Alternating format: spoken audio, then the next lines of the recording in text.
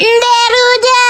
Kami madaman nih baru tahu kalau di lengkong kecil ada tukang siput tumpan warga nate mulai dari 50 ribuan aja geningannya. Barang bahasa subtelas, saya mau kata benang diuk guys kami teh saking kupinu. Nah, ijik bari 50 juta kali baru dah kita sieusian siput nah dikuatin kalau baki itu aing mah. Timiti udang, kerang, jagong, kepiting nepikeun ka situan krep oge aya dia teh. Orang digula gerejeng sangut teh alas, aing mah mendingan kieu baru dah. Cibu bola dah hitam teh menelok bener-bener najong pisan ieu mah. Komo deui si perkembangan dunia jeung situan krep na malas, ya teh aing mah mendelok pisannya si daging nate. Kuatkeun ka digorogotan teh pilih ku si kami ge. Komo deui make saos padang na malas, ya Gusti nu agung aing mah bener-bener pedo pisan. Si udang lagi barana daging mah bener-bener teu kira-kira 50 ribuan saorang dikuatkeun kalau baki yeuh. Jejerli asina teh wawaduk, ha?